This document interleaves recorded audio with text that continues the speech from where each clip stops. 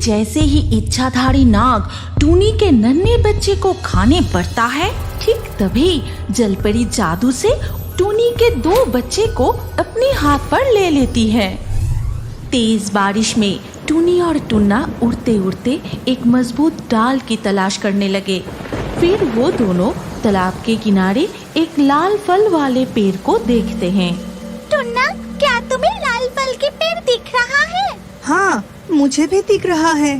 चलो हम उसी पेड़ की टहनी पर बैठते हैं। जब बारिश रुक जाएगी तो हम कल सुबह से इसके टहनी पर घोंसला बनाएंगे। तुम सही कह रही हो। अब जंगल में रात होने वाली है, हमें और दूर जाना ठीक नहीं होगा। वो उड़कर उस पेड़ की डाल पर बैठ जाते हैं, लेकिन दोनों टूनी पंछी ये नहीं जानते थे कि इस डाल पर घोंसला बनाने से उनके साथ क्या हो सकता है।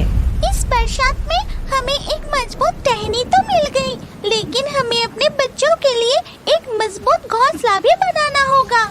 हाँ, बारिश रुकने के साथ साथ कल सुबह से हम इस टहनी पर घोंसला बनाएंगे। अगले दिन सुबह होते ही टूनी और टुन्ना डाल पर घोंसला बनाना शुरू कर देते हैं। नीचे तालाब में बहुत सारी सूखी टहनियाँ और पत्तियाँ गिरने से पानी गंदा हो जाता है। ठीक तभी तालाब के पानी से बाहर निकलती है एक जलपरी।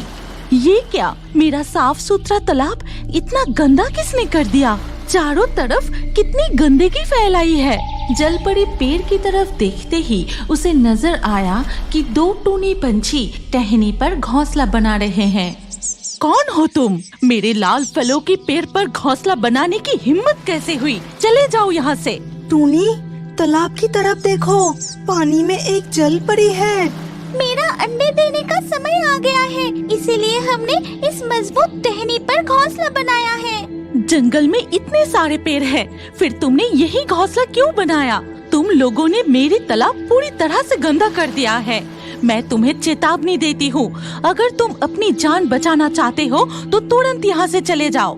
हमने बहुत मेहनत से ये घोंसला बनाया है, कृपया हमें कुछ समय रहने दो। जब अंडे से बच्चा निकलेंगे तब हम यहाँ से चले जाएंगे। वो कितना खतरनाक है ये तुम लोग नहीं जानते। अगर उसे पता चल गया कि तुमने इस पेड़ पर घोंसला बनाया है तो फिर। इतना कहकर जलपरी पानी में डुबकी लगा के अदृश्य हो जाती है।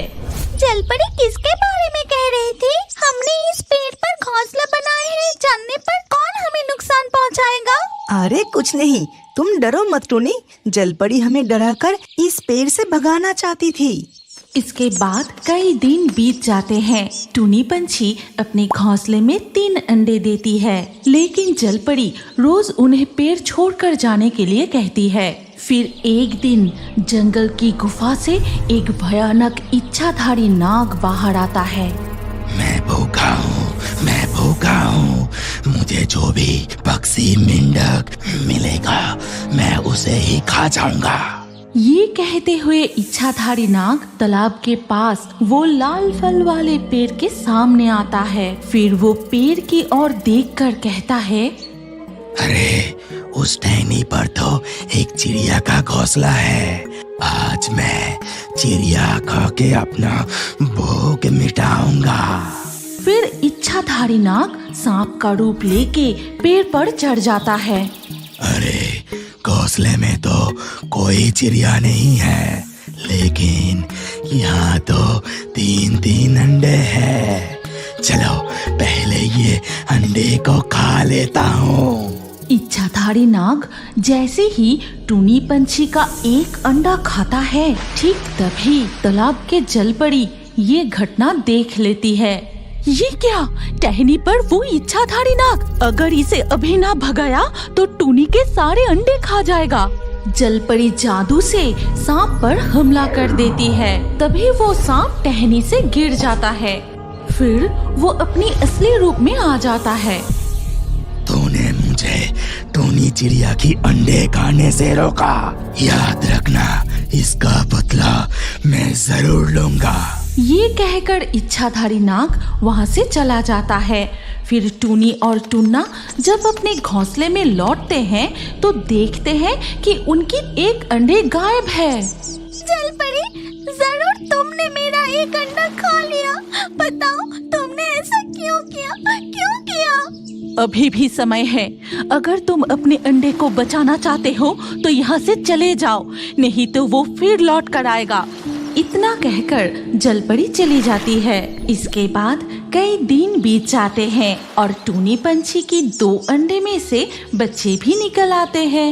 इधर जलपरी भी पेड़ से गिरे लाल फल को खाती है, फिर पानी में डुबकी लगा के चली जाती है और इसी तरह दिन गुजरती रही। चलो टोनी, हमें कुछ खाना इकट्ठा करना होगा। इस पेड़ के फल पककर गिर रहा है। अगर हम इसे खाएं और जलपरी गुस्से में आकर हमारे बच्चे को ही खा जाए तो? तुमने सही कहा। चलो हम और कहीं जाकर खाना ढूंढ कर लाते हैं। ये कहकर टूनी और टुन्ना उड़कर चले जाते हैं। तभी वहाँ आता है वो इच्छाधारी नाग। जलपरी अभी नहीं है, मैं जल्दी सांप का रूप लेके पेड़ पर चढ़ जाता हूँ। इच्छाधारी नाग सांप का रूप लेकर पेड़ पर चढ़ने लगता है। ठीक तभी जलपरी उसे देख लेती है। देख रहा हूँ कि टूनी चिड़िया की 2 बच्चे हुए हैं। आज इन बच्चों को ही मैं खाऊंगा।